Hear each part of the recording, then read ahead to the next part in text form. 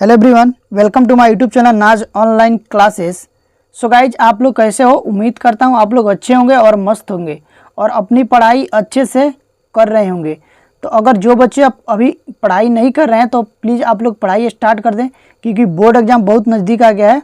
ठीक है, तो आप लोग पढ़ाई रेगुलर करें और मेरे चैनल के साथ जुड़ जाए, क्योंकि हम रेगुलर आप लोग को लाइव क्लास लेते हैं शाम को 6 बजे। तो आप लोग शाम को 6 बजे ज़रूर जुड़े। ठीक है, देखिए आज हम लोग पढ़ेंगे क्लास 10 मैथ। ठीक है, अध्याय 4 द्विघात समीकरण। ठीक है, प्रश्नावली 4.1। तब प्रश्नावली 4.1 का प्रश्न संख्या पहला है, जांच कीजिए कि क्या निम्न द्विघात समीकरण है। आप लोग यहाँ बुक में भी देख सकते हो। ठीक है, देखिए यहाँ पर बोला है कि जांच कीजिए कि क्या निम्न द्विघात समीकरण है। तो इस वीडियो में हम लोग ये प्रश्न संख्या पहला का जितना भी पार्ट है उसको भी करेंगे, और उसके बाद जो ये प्रश्न संख्या दूसरा है उसमें भी जो 4 पार्ट है, पहला, दूसरा, तीसरा और चौथा, इसको भी करेंगे। तो आप लोग वीडियो में बने रहे और वीडियो को अंत तक देखें। ठीक है, अगर वीडियो अच्छी लगे तो लाइक करें, चैनल को भी सब्सक्राइब कर ले।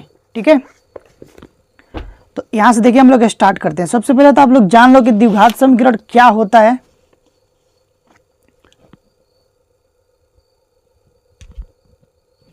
तो हम लोग द्विघात समीकरण के बारे में जान लेते हैं कि द्विघात समीकरण क्या होता है। तो हमारा चैप्टर है द्विघात समीकरण। यहाँ पर हम लोग लिखेंगे द्विघात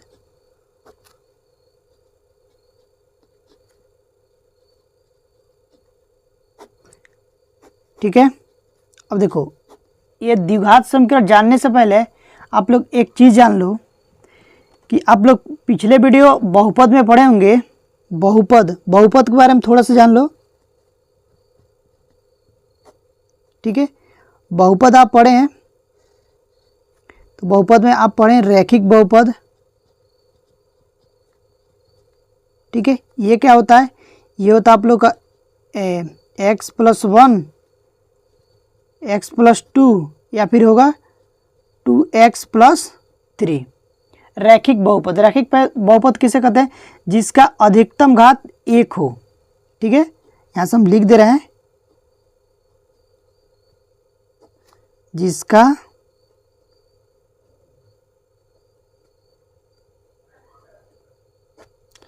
अधिकतम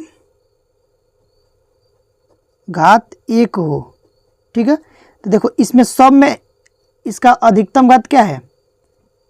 इस चर का अधिकतम घात क्या है? इसका भी 1 है। यहाँ पर कुछ नहीं तो 1 ही है। ठीक है, यहाँ पर भी कुछ नहीं तो 1 ही है। ठीक है, उसी प्रकार से हम लोग दूसरा में पढ़े थे द्विघात बहुपद। ठीक है, तो द्विघात बहुपद आप पढ़े थे, और ये होता आप लोग का x² + 2x+1, या फिर आप लोग हो जाएगा ये 2x² + 3x + 9। ये आप लोग है क्या है? द्विघात बहुपद है। ठीक है, इसका अधिकतम घात 2 होता है। ठीक है, इसका अधिकतम घात कितना होता है? यहाँ से हम लोग लिखेंगे जिस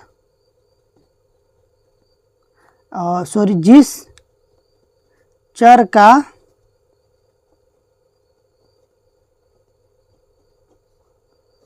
अधिकतम घात 2 हो उससे द्विघात बहुपद कहते हैं। क्या कहते हैं? द्विघात बहुपद। ठीक है, द्विघात बहुपद कहते हैं। इतना तो आप समझ गए। देखो, इसका व्यापक रूप होता है, और एक चीज़ हम लोग पढ़े थे त्रिघात बहुपद। तीसरा पढ़े थे जो त्रिघात बहुपद। एक मिनट, त्रिघात बहुपद। अब अभी आप लोग सोच रहे हो कि पढ़ा रहे हैं द्विघात समीकरण और बता रहे हैं द्विघात बहुपद के बारे में। तो आप लोग इसलिए बता रहा हूं ताकि आप लोग को वो द्विघात समीकरण आसानी से समझ में आ जाए। ठीक है, तो देखिए ये त्रिघात बहुपद होते थे x³ + 2x²। इसका एग्जाम्पल ले रहा हूँ। ठीक है ना, 3x+1, ये आप लोग का त्रिघात बहुपद हो गया। तो इसमें इसका क्या होता है? जिसका अधिकतम घात 3 हो।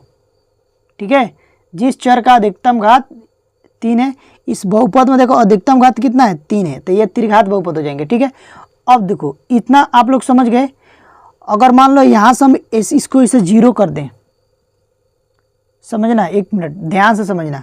अगर इसको हम लोग लिख दे x + 1 = 0, तो ये हो जाएंगे रैखिक समीकरण हो जाएंगे। ठीक है, अगर इसको हम लोग कर दें ऐसे, देखो इसको ऐसे कर दें, इसको 0 के बराबर कर दें, तो ये जो है ना ये हो जाएगा द्विघात समीकरण में बन जाएगा। ठीक है, अभी 0 नहीं लगाते, ये द्विघात बहुपद है, और अगर ये बराबर 0 लगा देंगे तो ये द्विघात समीकरण हो जाएगा। ठीक है, अब देखो इतना समझ गए। अब हम लोग यहाँ पर हम लोग को मेन टॉपिक क्या है, द्विघात समीकरण है। ठीक है,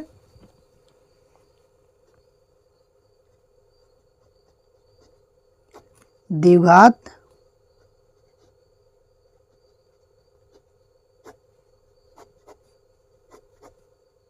ठीक है ना। अब देखो द्विघात समीकरण किसे कहते हैं, लिख लो। ये आप लोग अगर इसका देखो, इसका व्यापक रूप होता है व्यापक समीकरण, व्यापक समीकरण बोलो, या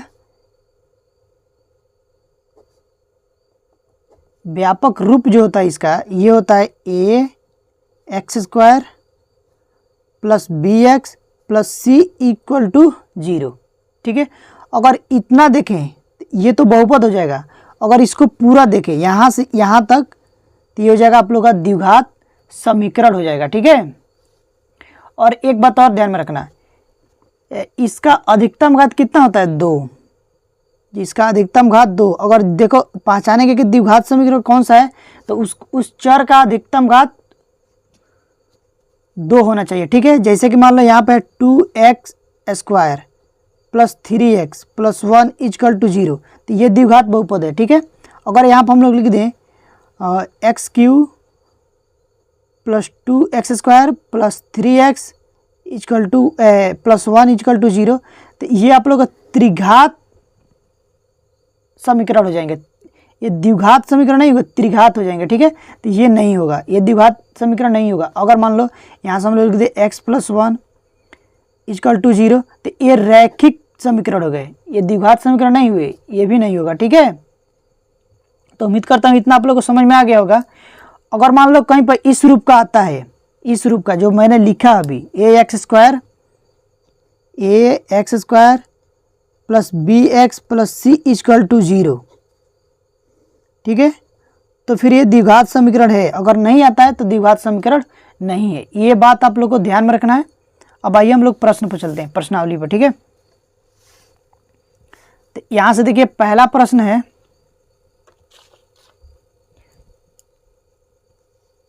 पहला प्रश्न ये दिया है x + 2 का होल स्क्वायर = 2 × x - 3। ठीक है, अब इसको हल करेंगे, इसको तोड़ेंगे a + b के होल स्क्वायर पर। तो देखो ये a + b का होल स्क्वायर क्या होता है, ये हो जाएगा a + b का whole square a² + b² + 2ab। ठीक है, तो इसको हम लोग इसको a मानो, इसको b, तो ये हो जाएगा a का स्क्वायर यानी कि x का स्क्वायर, ठीक है, प्लस b का स्क्वायर यानी कि 2 का स्क्वायर, ठीक है, प्लस 2a + b। समझ गए? सॉरी, यहाँ पे a है और यहाँ पे ये b है।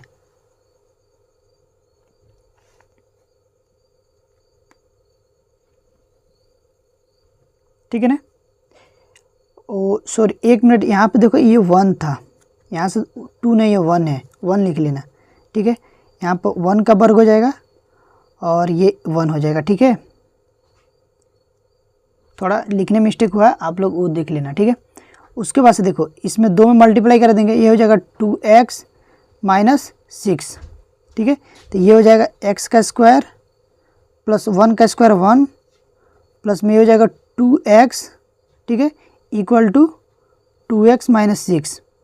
यहाँ से देखो ये 2x प्लस में है, ये भी प्लस में, ये कैंसिल हो जाएंगे, कट जाएंगे। ठीक है, अब देखो ये हो जाएंगे x² प्लस 1, ये माइनस में 6, इधर आके ये भी प्लस में हो जाएगा।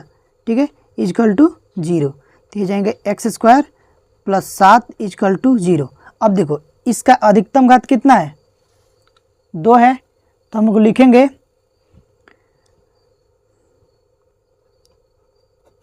यह समीकरण A X square plus B X plus C is equal to 0 के रूप का है, ठीक है। अतः यह एक द्विघात समीकरण है, ठीक है। इतना लिख लेना आप लोगों को। अगर जब तक देखो अधिकतम घात इसका 2 है तो फिर ये द्विघात समीकरण हो जाएंगे, ठीक है।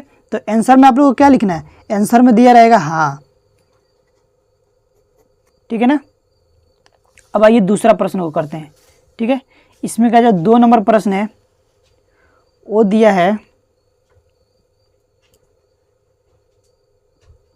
X square minus 2x equal to, ये देखो ये मल्टीप्लाई कराना है, इसमें मल्टीप्लाई कराएंगे तो ये हो जाएगा माइनस में 3 दूना 6, ठीक है। और ये हो जाएगा माइनस माइनस प्लस 2x, ठीक है। ये हो जाएंगे यहाँ पर एक्स स्क्वायर माइनस 2x, ये प्लस में 2x है, इधर आके क्या हो जाएगा माइनस में ये भी 2x हो जाएगा, ये प्लस में इधर आके सॉरी माइनस में इधर आके प्लस में हो जाएगा इजक्वल टू 0। तो यहाँ से हो जाएंगे एक्स स्क्वायर माइनस माइनस, ये माइनस माइनस जुड़ जाएंगे तो ये जाएंगे 2 2 4, तो 4x प्लस 6 इजक्वल टू 0।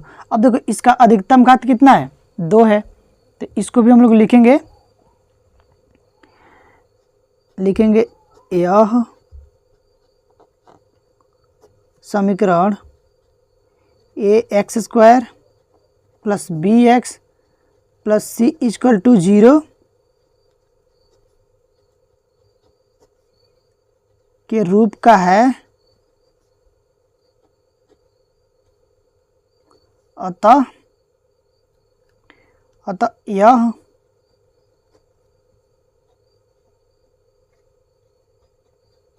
द्विघात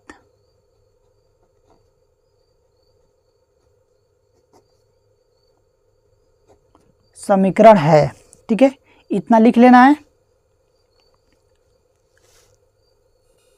अब देखिए इसका तीसरा प्रश्न है, ठीक है। ये दिया है कि x minus 2 into x plus 1 equal to x minus 1 into x plus 3।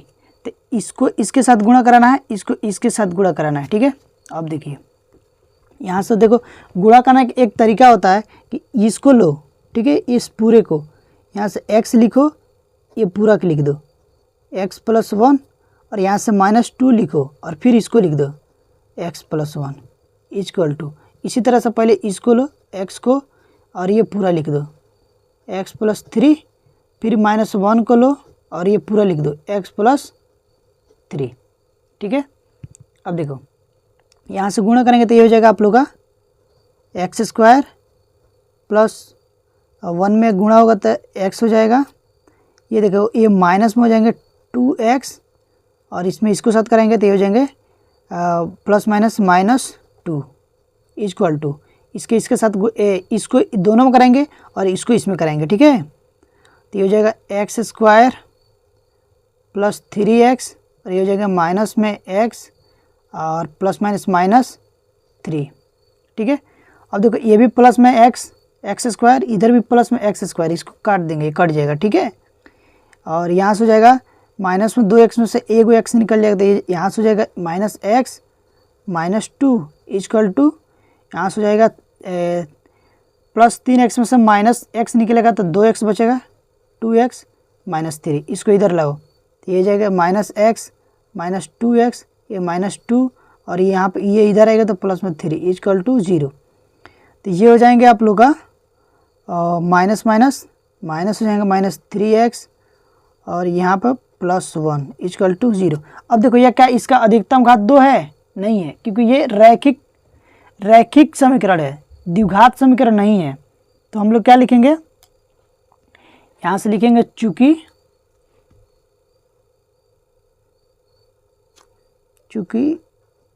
यह समीकरण A X square plus B X plus C equal to 0 के रूप का नहीं है, अतः यह द्विघात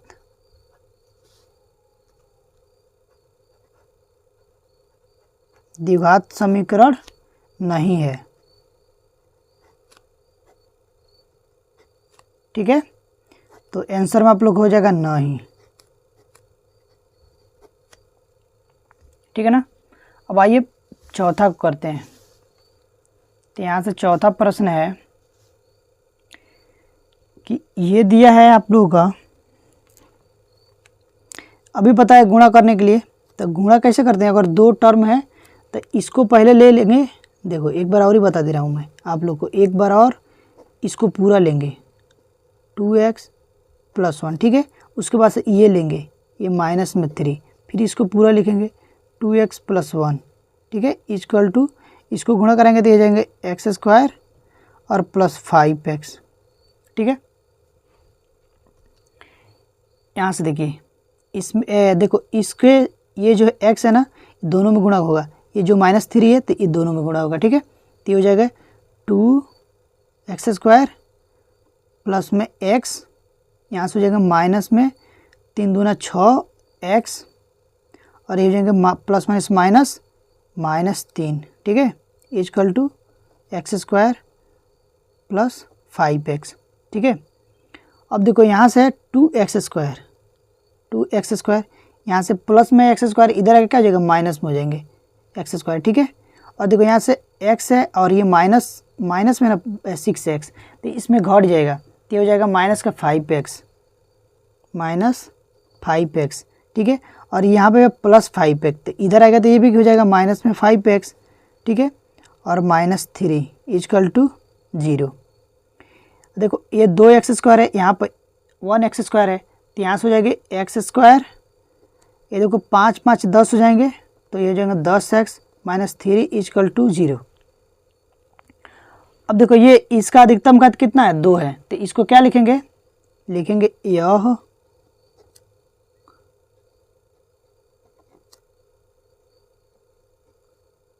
यह समीकरण ax² plus bx plus c equal to 0 के रूप का है, अतः यह समीकरण लिख दो या फिर सही लिख लो, यह द्विघात। ये समी और ली के बूंदी दे रहा हूँ, इसका मतलब क्या होता है समीकरण। ठीक है, इसमें कंफ्यूज मत होना, ये होगा समीकरण है। ठीक है, तो आंसर में हो जाएगा आप लोग का हाँ।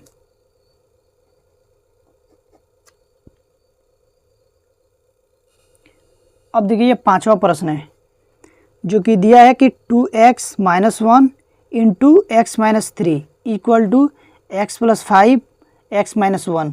तो मैं अभी आप लोग को बताया कि इसको गुणा कैसे करते हैं, इसको पहले लिखते हैं। ठीक है, तो यहाँ से हम लोग लिखेंगे 2x।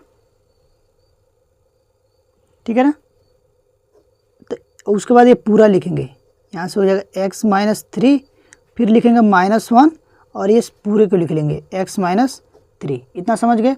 ठीक, इसको भी उसी प्रकार से लिखना है, x को लेंगे तो ये पूरा लिखेंगे x - 1 प्लस 5 को लेंगे ये पूरा लिखेंगे x - 1। ठीक है ना, अब इसमें इसको इसके साथ और इसको इन दोनों के साथ गुणा कराइए तो ये हो जाएंगे 2x² माइनस में 6x। ठीक है, ये हो जाएगा -x minus plus 3 equal to ये भी हो जाएंगे x² माइनस x प्लस में 5x माइनस में 5। ठीक है, अब देखिए यहाँ से 2x है और यहाँ से भी x है, इसको एक साथ कर लो, ये हो जाएंगे 2x² माइनस में x²। ठीक है, अब देखो यहाँ से माइनस में 6x माइनस में x, ये हो जाएगा माइनस में 7x और यहाँ से 5x और माइनस में x, ये प्लस में ये माइनस में ये घट जाएंगे तो ये हो जाएंगे 4x। अब 4x इधर आएगा तो ये माइनस में हो जाएगा 4x, ठीक है। और प्लस 3 और यहाँ पर 5 माइनस में इधर आके क्या हो जाएगा प्लस में हो जाएगा 5 इक्वल टू 0, ठीक है। ये हो जाएगा x², ठीक है, क्योंकि इसमें से ये घट जाएगा एक। और ये देखो माइनस में 7x माइनस में 4x, ये हो जाएगा माइनस में 11x, ठीक है। और 5 3 8 हो जाएगा प्लस में 8 इक्वल टू 0। अब देखो इसका अधिकतम घात कितना है 2 है, तो ये क्या हो जाएंगे, तो यहाँ से हम लोग लिखेंगे चूँकि यह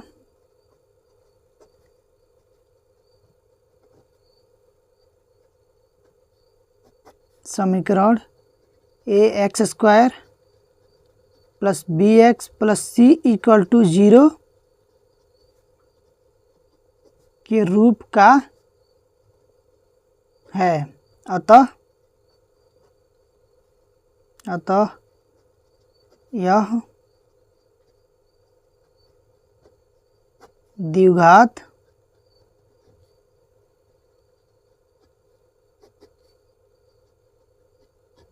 समीकरण है, ठीक है। ये हो गया।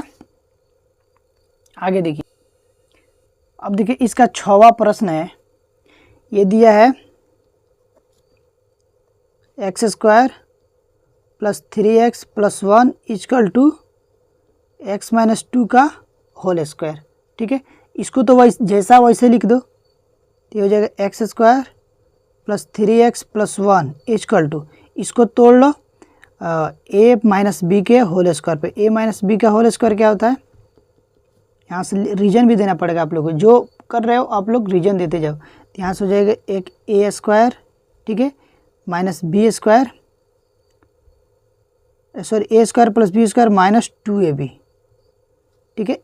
ये फार्मूला होता है a² plus b² minus 2ab।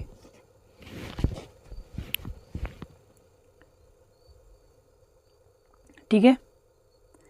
अब देखिए इसको तोड़ेंगे तो ये हो जाएंगे x का स्क्वायर, ठीक है, प्लस 2 का स्क्वायर माइनस 2, और a की जगह पर x है और b की जगह पर 2 है, ठीक है।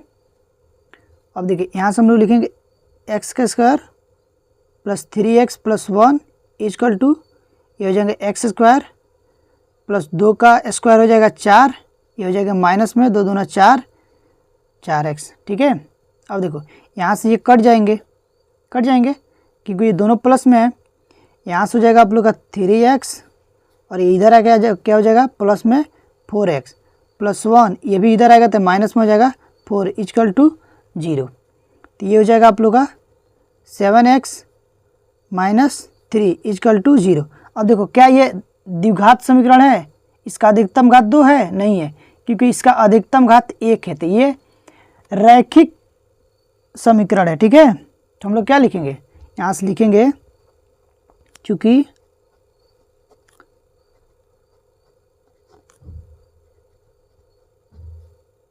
यह समीकरण ax² plus bx plus c equal to 0 के रूप का नहीं है,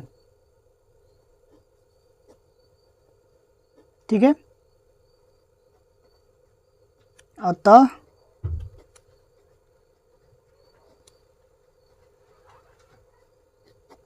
यह समीकरण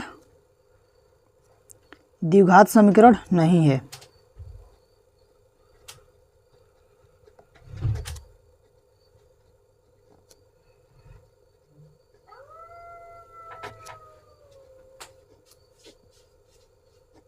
ठीक है, और ये आंसर में हो जाएगा आप लोग का नहीं, ठीक है। उम्मीद करता हूँ ये भी समझ में आ गया होगा। अब आइए आगे के प्रश्न को करते हैं। तो देखिए ये 7वां प्रश्न है जो कि दिया है x प्लस 2 का whole cube equal to 2x into x² minus 1, ठीक है ना। तो देखो इसको कैसे करेंगे, यहाँ से दिया है कि x + 2 का होल क्यूब, जैसे कि आप लोग सूत्र जानते होंगे, फार्मूला होता है a + b का होल क्यूब। इसका फार्मूला होता है a³ + b³ + 3a² b + 3ab²। ठीक है, इस पर हम लोग इसको तोड़ेंगे। तो देखिए ये a है, इसको b मानेंगे, तो ये क्या हो जाएगा x³, ठीक है, + 2 का क्यूब, ठीक है, + 3a² यानी कि x² और b है 2, ठीक है, + 3a यानी कि x, ठीक है, और b², 2 का स्क्वायर, ठीक है, = यहाँ से हो जाएंगे 2, अभी इसको 2x, ठीक है, यहाँ से लिख लो x² - 1, अभी इसको ऐसे ही रहने दो। तो यहाँ से हो जाएंगे x³, ठीक है, 2 का क्यूब करेंगे तो 2 दूना 4, 2 8 हो जाएंगे, ठीक है, प्लस यहाँ से देखो ये हो जाएंगे 3 गुणे, ये हो जाएगा x² × 2, प्लस यहाँ से हो जाएंगे 3x गुणे में 2 दूना 4 = इसको दो गुणा करा होती है, यहाँ से हो जाएंगे 2x³ यानी कि 2x है और x² में गुणा होगा तो 2x³ माइनस में 2x, ठीक है, यहाँ से कुछ नहीं है 2x सिर्फ, ठीक है। अब देखो यहाँ से हो जाएंगे, ध्यान से समझना, x³ + 8 प्लस में 3 दूना 6 x², ठीक है, प्लस 4 तिहाई 12x = 2x³ - 2x, ठीक है। देखो x³ को x³ के साथ करो, यहाँ से हो जाएंगे x³ और ये माइनस में जाएंगे 2x³, ठीक है, और x² को x² के साथ, देखो x² कहीं है नहीं है, एक ही है, तो 6x², ठीक है, प्लस यहाँ से 12x है, यहाँ से माइनस में 2x है, तो इधर आके ये प्लस में हो जाएंगे, तो कितना हो जाएंगे, ये हो जाएंगे 12x + 2x, ठीक है, और ये प्लस में 8 है = 0। अब देखो इसको लिखो, यहाँ से हो जाएंगे x³ माइनस में क्या 2x³ और x³ घटेंगे तो ये माइनस में x³ आ जाएंगे, और प्लस 6x², यहाँ से 12x और प्लस में 2x, ये हो जाएंगे 14x + 8 = 0। देखो क्या ये बहुपद है, सॉरी द्विघात समीकरण है, इसका अधिकतम घात 2 है नहीं है, इसका अधिकतम घात क्या है 3 है। तो यहाँ पर हम लोग लिखेंगे चूंकि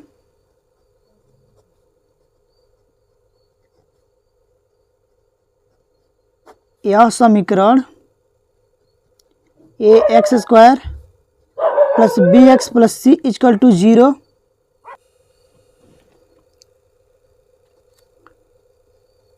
के रूप का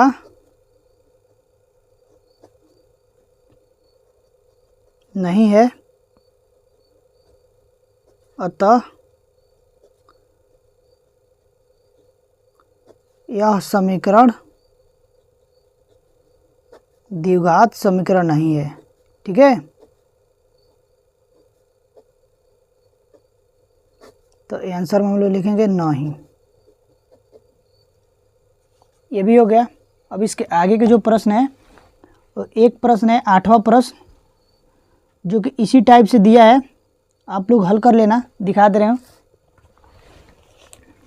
ठीक है। यहाँ से देख लें, ये तो ऐसे ही हल किया हुआ है, x³ - 4x² - x + 1, बस इसको तोड़ना है। इसको आप लोग कैसे तोड़ेगा मैं बता दे रहा हूँ, ठीक है। इसमें एक फार्मूला होता है, देखो ये होता है a - b का होल क्यूब, आप लोग को तोड़ लेना है, ठीक है। ये हो जाएंगे a³ प्लस a³ - b³ ए क्यू माइनस बी क्यू, ठीक है, प्लस में 3 माइनस में होंगे, माइनस में 3 ए स्क्वायर बी और प्लस में हो जाएंगे 3 ए बी स्क्वायर। इस पर आप लोग तोड़ लेना, इसको इस पर तोड़ोगे और उसके बाद से हल करोगे तो आंसर आ जाएगा, ठीक है। और आप लोग एक बात ध्यान में रखना, जितना आप लोग खुद से प्रैक्टिस करोगे ना उतना ही आप लोग के लिए अच्छा रहेगा। तो आइए हम लोग क्या करेंगे, प्रश्न संख्या दूसरा में जितना भी प्रश्न है उसको करते हैं। तो देखिए दूसरा प्रश्न में पहला ये बोला है कि एक आयताकार भूखंड का क्षेत्रफल 528 मीटर है, क्षेत्र की लंबाई चौड़ाई के दुगने से एक अधिक है। हमें भूखंड की लंबाई और चौड़ाई ज्ञात करनी है, ठीक है। और प्रश्न में ये भी बोला है कि निम्नलिखित स्थितियों को द्विघात समीकरण के रूप में निरूपित कीजिए। सिर्फ इसका समीकरण बनाना है, ठीक है। तो कि यहाँ पर हम लोग लिख लिए हैं। देखिए प्रश्न है, एक आयताकार भूखंड का क्षेत्रफल 528 मीटर है, क्षेत्र की लंबाई चौड़ाई से दुगने से एक अधिक है, ठीक है। और पूछा कि हमें भूखंड की लंबाई और चौड़ाई ज्ञात करनी, तो वो हम मान लेंगे, ठीक है। देखो यहाँ से एक आयताकार भूखंड है, ठीक है, इसकी ये क्या है, लंबाई है, और ये क्या है, चौड़ाई है। तो जो पूछा वो हम लोग मान लेंगे, लिखेंगे हल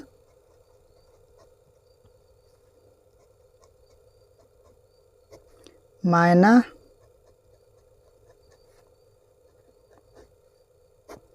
आयताकार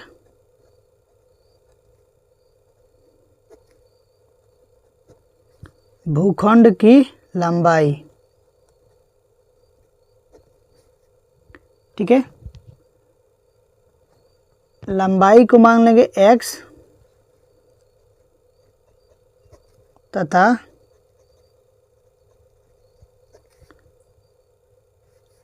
चौड़ाई को मान लेंगे y, ठीक है। अब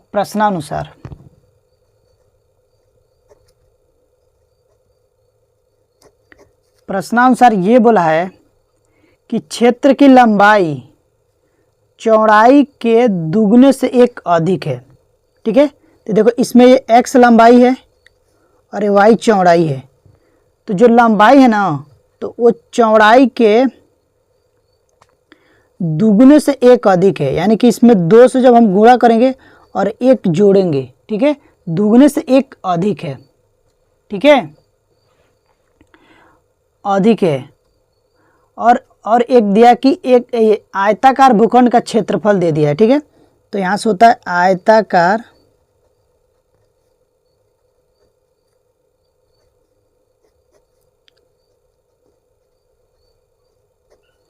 भूखंड का क्षेत्रफल दे दिया है 528 मीटर, ठीक है। अब देखिए आयत का क्षेत्रफल क्या था, लंबाई गुणे चौड़ाई। तो यहाँ से हो जाएंगे लंबाई गुणे चौड़ाई। देखो लंबाई को हम लोग माने थे x, चौड़ाई क्या है y, इक्वल टू 528। आगे देखिए, अब देखो x का मान कितना है, यहाँ से 2x प्लस 1 2y प्लस 1 और गुणे में y है, इक्वल टू 528। तो इसको देखो गुणा करा देंगे,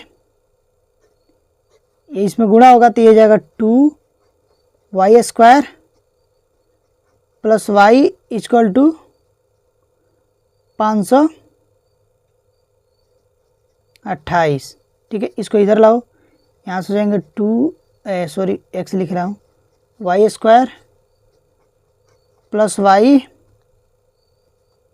और माइनस में हो जाएंगे 528, क्योंकि इधर प्लस में इधर आके माइनस में हो जाएगा, इक्वल टू 0। तो अब देखो ये समीकरण बन गया, ये 2y square plus y minus 528 equal to 0। देखो इस तरह के प्रश्नों में ना आप लोग को हल करने के लिए नहीं बोलेगा, सिर्फ समीकरण बनाने के लिए बोलेगा। क्योंकि ये कितना हो जाएगा, ये हो जाएंगे आप लोग का 1056 हो जाएगा। तो 1056 में आप लोग को क्या ऐसे जोड़ोगे घटाओगे कि प्लस में एक आएगा मतलब वाई आएगा। तो इस तरह के लंबा क्वेश्चन वो हल करने के लिए बोलेगा ही नहीं, ठीक है। वो सिर्फ बोलेगा समीकरण बनाने के लिए, और बोर्ड में भी ऐसा नहीं आएगा।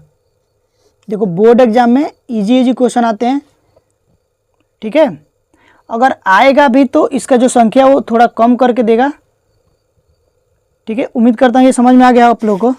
इसका देखिए इसमें का दूसरा जो प्रश्न है, यहाँ से देख लो, ये दिया है दो क्रमागत धनात्मक पूर्णांक का गुणनफल 306 है, तो हमें पूर्णांकों को ज्ञात करना है, ठीक है। तो मैं अभी बताया जो ज्ञात करना है उसको हम लोग मान लेंगे। तो यहाँ से लिखेंगे हल,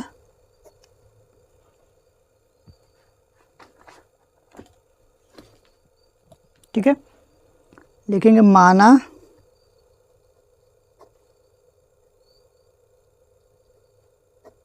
पहला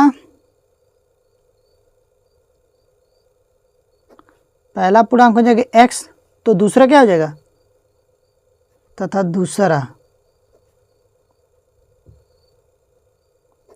देखो क्रमागत बोला है, दूसरा पूर्णांक हो जाएगा क्रमागत बोला। क्रमागत मतलब होता है लगातार। जैसे मान लो पहला पूर्णांक है ना x, ठीक है, तो इसका क्या हो जाएगा x + 1 हो जाएगा दूसरा। अगर मान लो कोई क्रमागत पूर्णांक 2 है तो इसका दूसरा क्या हो जाएगा 2 + 1 हो जाएगा, ठीक है। अगर कोई पूर्णांक मान लो 5 है तो यहाँ से हो जाएगा 5 + 1, यानी कि इसके आगे जो आएगा तो इसके आगे 5 + 1 6 ही आएगा, इसके आगे 2 1 3 ही आएगा, ठीक है ना। तो ये क्रमागत का मतलब ये होता है। तो ये हो जाएगा x + 1। अब लिखेंगे प्रश्नानुसार, ठीक है ना। तो प्रश्न के अनुसार ये बोला कि दो क्रमागत धनात्मक पूर्णांकों का गुणनफल, जब इन दोनों को गुणा कराएंगे तो कितना मिलेगा 306, यानी कि x गुणे x + 1 करेंगे तो मिलेगा 306। तो हो जाएंगे x² + x, और यहाँ से हो जाएंगे इक्वल टू 306। अब देखो यहाँ से लिखेंगे x² + x, ये इधर आएगा तो माइनस में हो जाएगा क्योंकि इधर प्लस में है, 306 इक्वल टू 0। अब देखो ये समीकरण बन गया, ठीक है। तो प्रश्न में बोला सिर्फ समीकरण बनाने के लिए, ठीक है ना, तो वो हम लोग बना दिए। अब देखिए आगे एक प्रश्न करते हैं। तो गाइज अभी मैं ये 2 क्वेश्चन आप लोगों को कल बताऊंगा, ठीक है, क्योंकि वीडियो ज़्यादा लंबा हो गया है। तो ये क्वेश्चन आप लोगों को कल मैं बता दूंगा, ठीक है। ये क्वेश्चन इसमें का 2 और इसका जो मोस्ट इम्पोर्टेंट उदाहरण होंगे वो मैं कल के वीडियो में आप लोग को बता दूंगा, ठीक है। और इसका जो बेसिक होगा प्रश्नावली 4.3 का, ठीक है, ये 4.1 कर रहे थे हम लोग ना, तो 4.2 का 4.2 हाँ यहाँ पे, ठीक है। ये 4.2 का बेसिक भी बताऊंगा और इसका ये जो प्रश्न है ये भी बता दूंगा। देखो ये पहला का पूरा बता दूंगा यहाँ तक, ठीक है। और उसके बाद उसमें 2 क्वेश्चन बचे थे उसको हम लोग आगे पढ़ लेंगे कल, ठीक है। तो अभी के लिए आप लोग के लिए बस इतना ही, मिलते हैं कल इसी तरह के नेक्स्ट वीडियो में। तब तक के लिए bye, thank you for watching.